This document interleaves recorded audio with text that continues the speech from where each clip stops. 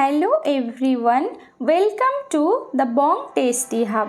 আজ আমি আপনাদের সাথে চিকেন পকোড়ার রেসিপি শেয়ার করব। এটা আপনারা সন্ধ্যাবেলা স্ন্যাক্স হিসাবে বাড়িতে বানিয়ে ফেলতে পারেন বা যে কোনো সময় যদি গেস্ট আসে এভাবে বানিয়ে আপনারা সার্ভ করতে পারেন। চিকেন পকোড়া বানানোর জন্য 400 গ্রাম বোনলেস চিকেন পরিষ্কার করে ধুয়ে নিয়েছি। ম্যারিনেশনের জন্য দিয়ে দিচ্ছি হাফ চামচ হলুদ গুঁড়ো, 1 চামচ লঙ্কা গুঁড়ো, ঝালটা আপনারা আপনাদের স্বাদ মতো ব্যবহার করবেন। দিয়ে দিচ্ছি হাফ চামচ গোলমরিচ গুঁড়ো, দিয়ে দিচ্ছি আদা রসুনের পেস্ট 1 চামচ, পাতিলেবুর রস দিয়েছি 2 চামচ, ড্রাই রোস্ট করা কাসুরি মেথি 1 চামচ, দিয়ে দিচ্ছি স্বাদ অনুযায়ী লবণ, 1 চামচ জিরে গুঁড়ো,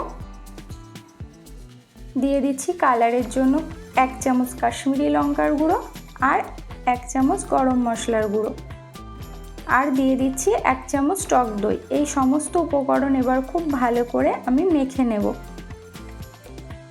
আপনারা চাইলে এখানে ফুড কালার ব্যবহার করতে পারেন, বাট আমি ফুড কালার ছাড়াই পকোড়াটা তৈরি করব।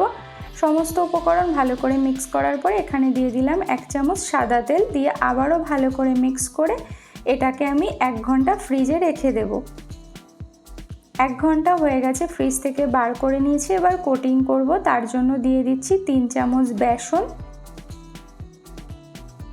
আর দিয়ে দিচ্ছি 2 চামচ কর্নফ্লাওয়ার। আপনারা চাইলে এখানে চালের গুঁড়ো ব্যবহার করতে পারেন। আর দিয়ে দিচ্ছি একটা ডিম, দিয়ে আবারও সমস্ত উপকরণ খুব ভালো করে মিক্স করে নিচ্ছি। তো মিক্স করা হয়ে গেছে, এবার আমি 10 মিনিটের জন্য রেখে দেব।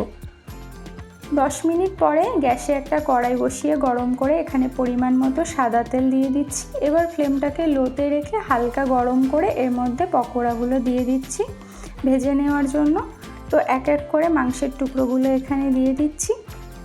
এবার আমি মিডিয়াম আঁচে 4 থেকে 5 মিনিট ফ্রাই করে নেব। আর এভাবে উল্টে পাল্টে চিকেন পকোড়াগুলো ভেজে নিতে হবে। তো ভাজা হয়ে গেছে, এবার আমি এগুলোকে তুলে নিচ্ছি। সেম একইভাবে বাকি পকোড়াগুলোও এখানে আমি ভেজে নেব।